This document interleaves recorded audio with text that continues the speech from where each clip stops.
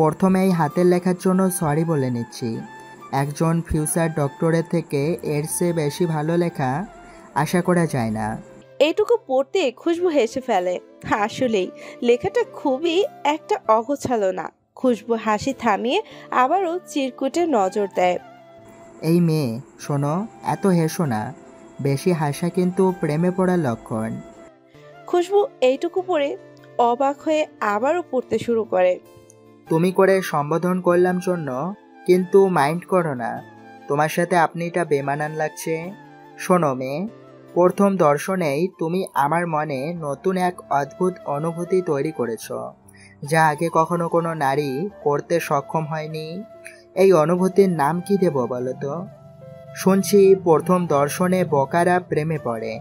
আমি সেই বোকার দলেই নিজের নাম লিখলাম।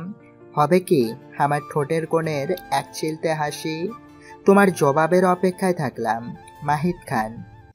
নামটা খুশবুর নিজ মনে কয়েকবার আওড়ায়, নামের সাথে আর একটা ফোন নাম্বার দিয়া।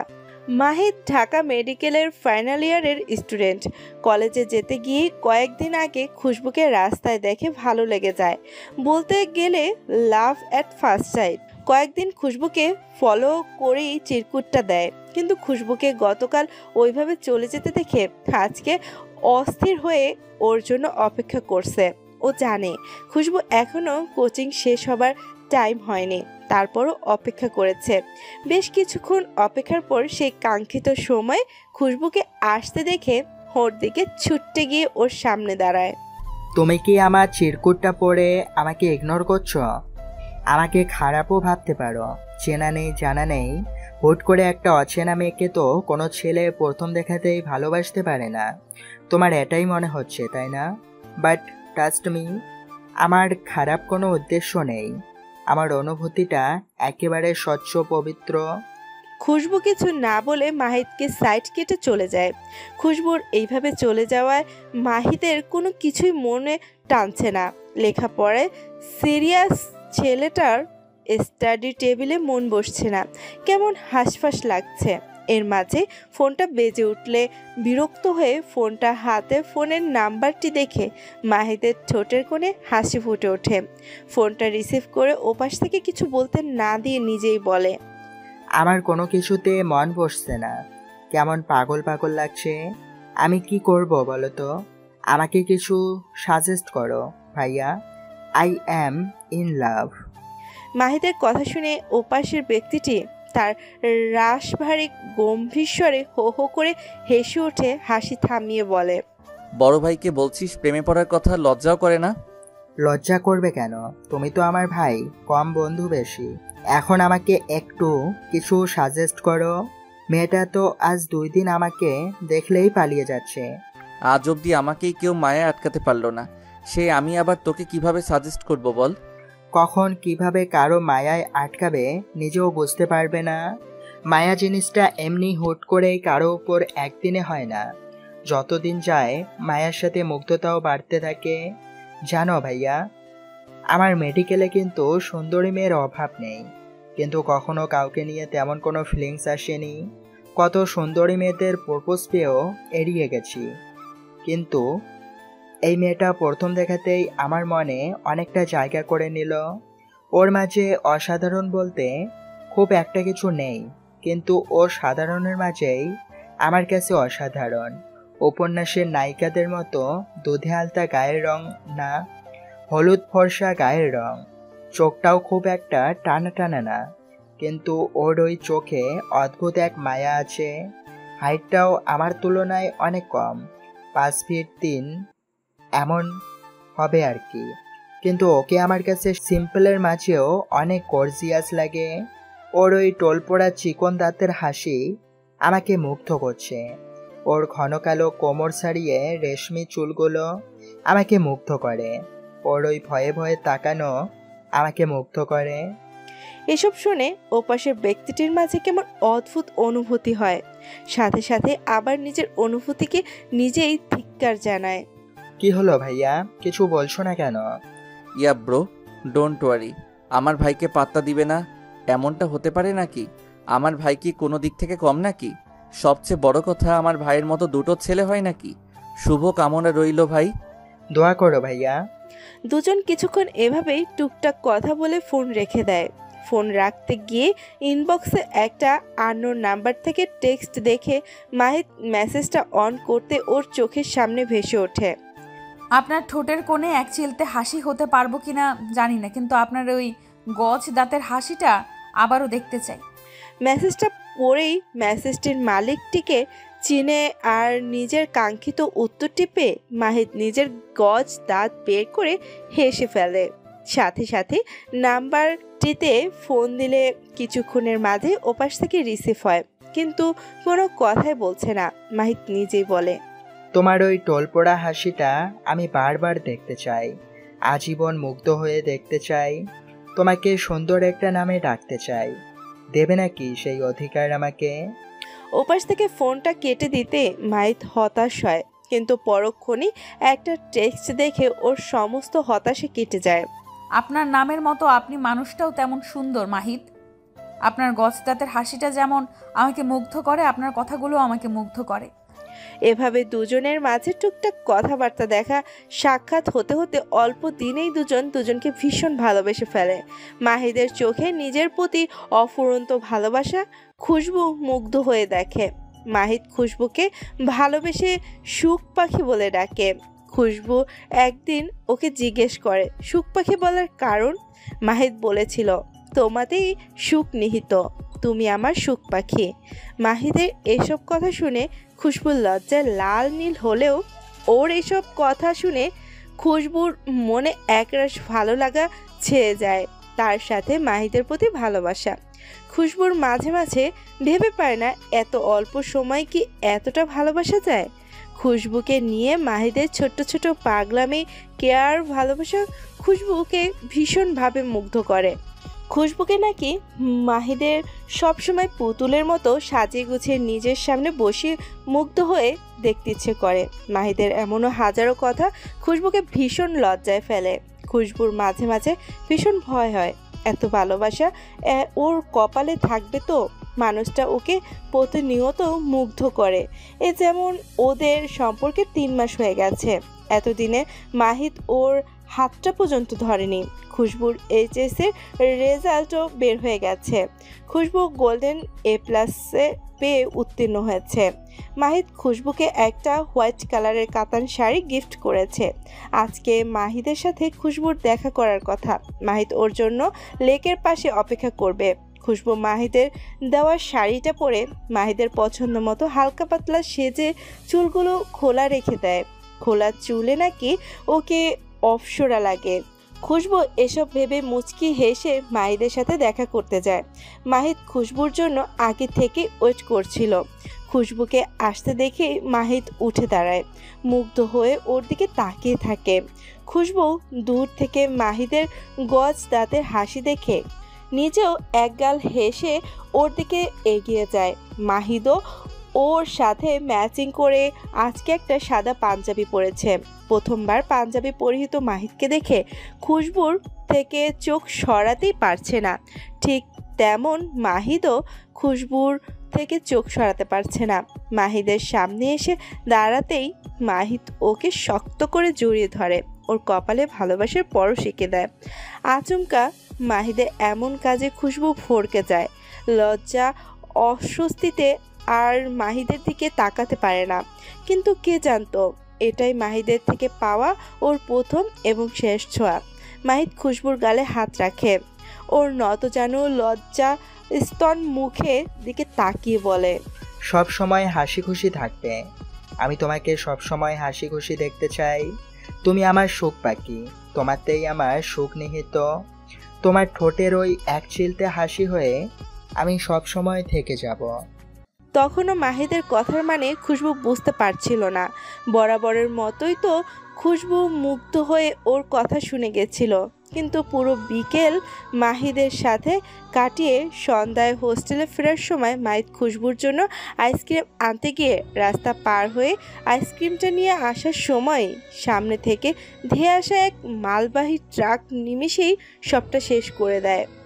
গুরুতর অবস্থায় মাহিককে হসপিটালে আনলে ডক্টর ওকে মৃত ঘোষণা করে। খুশবু কথাটা শোনার সাথে সাথে সেন্সলেস হারায়। সেন্স ফিরলে নিজের পাশে বন্যাকে দেখে আর সব কিছু একে একে মনে হতে খুশবু মাহিত বলে চিৎকার করে পাগলের মতো কান্নাকাটি শুরু করে। বন্যা খুশবুকে ধরে রাখতে পারে না। খুশবু দৌড়ে বাইরে এসে দেখে মাহিতকে অ্যাম্বুলেন্সে উঠাচ্ছে। ও ওইদিকে ছুটতে যাওয়ার আগেই অ্যাম্বুলেন্স ওর নাগালের বাইরে চলে যায়। পুরো হসপিটাল ছুটোছুটি করে। আর এত বড় ধাক্কা সইতে না পেরে আবারও খুশবু সেন্স হারায়। মাহিদের বাসার সবার এতদিকে নজর থাকার মতো অবস্থা ছিল না, তাই খুশবুর বিষয়টাও সবার কাছে ধামাচাপা পড়ে যায়। অ্যাক্সিডেন্টের সময় খুশবুর মাথা কাজ না করলেও প্রথমে বন্যার নাম্বার দেখে ওকে ডায়াল করে কোনো রকমের বিষয়টা জানায়। বন্যার সাথে সাথে হসপিটালে এসে খুশবুকে সেন্সলেস অবস্থায় হসপিটালের বেডে পায়। বন্যা মাহিদের সম্পর্কে সবটা জানতো, কিন্তু মাহিদকে কখনো দেখেছিল না। এখানে বসে মাহিদকে দেখে চেনার মতো অবস্থা না থাকলেও মাহিদের বাসার সবাইকে দেখে বন্যা হতবাক হয়ে যায়। মাহিদের এভাবে অকাল মৃত্যুর বন্যা ভীষণ ভাবে ব্যথিত হয়। বন্যা মাহিদের সাথে আলাপ করতে চাইলে খুশবু বলতো সময় হলে দেখাবো, এত তারা কিসের। কিন্তু সেই দেখা আজকে এভাবে দেখবে কোনো দিন ভাবেনি। খুশবুকে এই অবস্থায় বন্যা একা না ছেড়ে ওকে নিজের বাসায় নিয়ে যায়। সেই সময় বাসায় আর কোনো সদস্য না থাকায় বন্যার মাকে এই বিষয় সবটা জানায়। এর জন্য ওর মা নিজে অসুস্থ থাকার সত্ত্বেও খুশবুর ভীষণ যত্ন আদি করে। কিন্তু বন্যা আর ওর মা বিনা বেগম খুশবুকে নতুন করে আর কষ্ট না ফেলতে ওর থেকে কিছু কথা লুকিয়ে যান। ওখান থেকেই খুশবু আস্তে আস্তে স্বাভাবিক হয়, কিন্তু ওর মুখের হাসিটা মিলিয়ে যায়। একজন ব্রিলিয়ান্ট স্টুডেন্ট হয়েও খুশবু ডাবিতে অ্যাডমিশন টেস্ট দেয় না। ওর এমন অবস্থায় বন্যা ও আর এক্সাম দেয় না। পরবর্তীতে বন্যা জেদ ধরে, ডাবিতে অ্যাডমিশন দিলে দুজনেই দিবে, না হলে দিবে না। বন্যার জেদের কাছে হার মেনে খুশবু কিছুটা স্বাভাবিক হয়ে এক্সাম দেয়, আর ভাগ্যক্রমে দুজনেই চান্স পেয়ে যায়। খুশবু ওখানে চান্স পাওয়ার আগেই বন্যা আর ওর মায়ের থেকে জোরপূর্বক অনুমতি নিয়ে হোস্টেলে উঠেছিল। কারণ যতই হোক একজনের বাসায় তো এভাবে দিনের পর দিন থাকা যায় না। কিছু দিনের মাঝেই রিদান দেশে আসার পর বাবা মাকে ঢাকা সেটেলড হওয়ার জন্য উৎসাহিত করে। কারণ এতদিন খোরশেদ তালুকদার ও রিটায়ার্ড হয়ে গেছেন। ছেলে মেয়ে দুজনেই ভালোর কথা ভেবে খোরশেদ তালুকদার নিজের জমানো অর্থ থেকে ঢাকায় ফ্ল্যাট কিনে ছেলে মেয়ের নিয়ে সেখানে উঠে পড়েন। বর্তমান আইদ বেশ কিছুক্ষণ বারান্দায় দাঁড়িয়ে আছে। বারবার খুশবুর কান্নারত মুখ চোখের সামনে ভেসে উঠতেই নিজের বলা কথা মনে করে নিজের উপর ভীষণ রাগ হয়। অনেকক্ষণ ধরে নিজেকে বুঝিয়ে খুশবুকে সরি বলার জন্য রুমে এসে খুশবুকে আগের স্থানেই বসে হাঁটুতে মুখ গুজে ফুপাতে দেখে বুকের মাঝে অসহনীয় ব্যথা অনুভব হয়। আইদ খুশবুর পাশে বসলে খুশবু নিজের সামনে কারো অস্তিত্ব উপলব্ধি করে মাথা উঠিয়ে আয়েদকে দেখে ওর এক হাতের মুঠে চেপে ধরে বলে, ভালোবেসেছিলাম একজনকে। ভালোবাসা কি বুঝতাম না, তার ভালোবাসায় মুগ্ধ হয়েছিলাম। সেই শিখিয়েছিল ভালোবাসতে। আর দেখুন না, সেই মানুষটাই আমাকে ছেড়ে বহু দূরে, যেখানে থেকে চাইলেও আর ফিরে আসা যায় না। কিন্তু বিশ্বাস করেন, ওনার সাথে আমার এমন কোনো সম্পর্ক ছিল না। ওনার ভালোবাসায় কোনো অশ্লীলতার আভাস ছিল না। ওনার ভালোবাসা ওনার মতোই স্বচ্ছ পবিত্র ছিল। খুশবুর কান্নারত গলায় বলা কথাগুলো শুনে আইদ ভাবে, এমন একটা দিন এলো তোমার মুখ থেকেও এসব শুনতে হচ্ছে। আমার চেয়ে ওকে ভালো করে কেই চেনে। মাহিদ তোমাকে ভীষণ ভালোবাসতো। আইদের মুখে মাহিদের নাম শুনে খুশবু চমকে ওঠে। ওর দিকে তাকায়। প্রথমবারের মতো আইদের চোখে পানি দেখে। আইদ চোখের পানিটা আঙুল দিয়ে ছিটকে ফেলে খুশবুর চোখের পানি মুছে দিয়ে ওকে শুয়ে পড়তে বলে। খুশবু শুয়ে পড়ে। আইদ ওর গায়ে পাতলা কম্বল টেনে দেয়। এতক্ষণ বসে থাকায় খুশবুর গা হাত পা অনেক ঠান্ডা হয়ে গেছে। খুশবুকে নিজের দিকে তাকিয়ে থাকতে দেখে আইদ ওখান থেকে উঠে যায়। রুমের দরজা খুলতে দেখে মনে করে আইদ চলে যাচ্ছে। খুশবুর চোখ থেকে আবারও দুফোঁটা অশ্রু গড়িয়ে পড়ে। দরজা দিয়ার শব্দে খুশবু ওইদিকে তাকায়, দেখে আইদের হাতে গ্লাস। গ্লাস ভেঙে ফেলছে, তাই বাইরে থেকে পানি আনতে গেছিল ভেবে খুশবুর চোখটা বন্ধ করে নিতে লাগলে আইদ ওকে ধরে তুলতে গিয়ে হাত গুটিয়ে নেয়। দেখে খুশবু নিজেই উঠে বসে। আইদ ওর দিকে পানির গ্লাসটা বাড়িয়ে দিলে খুশবু অবাক হয়ে তাকায়। এই মানুষটা ওর সব ভালো মন্দর খেয়াল রাখে, আর তাকে নিয়েই ও কত ভুল ধারণা পোষণ করে রাখছিল। এখন তো ওর সত্যি পানির প্রয়োজন ছিল। গলাটা শুকিয়ে কাঠ হয়ে আসছে। পানিটা ঢকঢক করে এক নিঃশ্বাসে শেষ করে। আইদ গ্লাসটা রেখে দিয়ে ওয়াশরুমে গিয়ে চোখে মুখে পানি ছিটিয়ে এসে খুশবুর পাশে দূরত্ব মেপে শুয়ে পড়ে। আপনি মাহিদের বড় ভাই? খুশবুর কথা শুনে আইদ ওর দিকে এক পলক তাকিয়ে চোখ ফিরিয়ে নিয়ে ছাদের রিলিংয়ের দিকে দৃষ্টিপাত করে আস্তে করে বলে। মাহিদ আপনাকে ভীষণ ভালোবাসতো, আপনার কথা অনেকবার বলেছে, কিন্তু কখনো বলেনি আপনারা দেখতে একই রকম। আপনাদের দেখলেই আমার আরও মাহিদের কথা বেশি মনে হয়। বলতে বলতেই খুশবু আইদের এক হাত চেপে ধরে হাউমাউ করে কেঁদে ওঠে। আইদ খুশবুকে চেপে ধরে রাখা হাতটার উপর নিজের আরেকটা হাত রেখে নিজেও নিঃশব্দে অশ্রু বিসর্জন দিতে থাকে। খুশবু কান্না করতে করতে আইদের অনেকটাই কাছে চলে আসছে। কে আইদের জন্য চোখের পানি নিজের গলার উপর গড়িয়ে পড়তেই সাথে সাথে নীরব হয়ে যায়। খুশবু তো খুব বেশি দিন মাহিদের সঙ্গ পায়নি, কিন্তু এই মানুষটার সাথেই তো মাহিদের পুরো জীবনটাই জড়িয়েছিল। তাহলে তার কষ্টের সাথে খুশবুর কষ্টটা নিতান্তই তুচ্ছ না? এসব ভেবে খুশবু মনে মনে নিজেকে শক্ত করে আইদের সামনে আর কখনোই মাহিদকে নিয়ে কাঁদলে চলবে না, শক্ত থাকতে হবে। খুশবু চট করে এক হাত উঠিয়ে আইদের চোখের পানিটা মুছে দেয়। খুশবুর কাজে আইদ চমকে উঠলেও প্রকাশ করে না। খুশবুকে উপর হয়ে নিজের দিকে তাকিয়ে থাকতে দেখে আইদ বলে, ঘুমাও। খুশবু কিছুক্ষণ আইদের মুখের দিকে তাকিয়ে থেকে নিজের আরেক হাত আইদের থেকে ছাড়িয়ে নিতে লাগলে আইদও চট করে হাতটা ছেড়ে দেয়। কিন্তু ওকে অবাক করে খুশবু উঠে আইদের খুব কাছাকাছি আতশোয়া হয়ে ওর মাথায় হাত বুলিয়ে দিতে থাকে। খুশবুর নরম হাতের স্পর্শে আইদও ভুলে নিশ্চিন্তে ঘুমিয়ে পড়ে।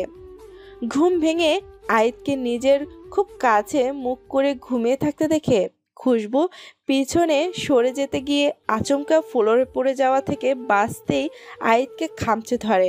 আর আইদও ঘুমের মাঝে ওকে হাত খুশবুর উপর তুলে দেয়। এতটুকুতে থেমে গেলে তাও হয়তো এক পাও খুশবুর উপর তুলে দেয়। খুশবু হতবম্ব হয়ে যায়। খুশবু রাতেই বুঝতে পেরেছে আইদের ঘুমানো ভালো না, পুরো বিছানা জুড়ে ঘুমায়, এক জায়গায় স্থির থাকে না। খুশবু আইদের মাথায় হাত বুলাতে বুলাতে আইদ ঘুমিয়ে পড়ে গেছে বুঝতে পেরে খুশবু ওর থেকে বেশ খানিকটা দূরত্ব মেপে শুয়ে নিজেও ঘুমিয়ে পড়েছিল। খুশবু আইদের হাত পা নিজের উপর থেকে আস্তে আস্তে সরিয়ে দেওয়ার চেষ্টা করে।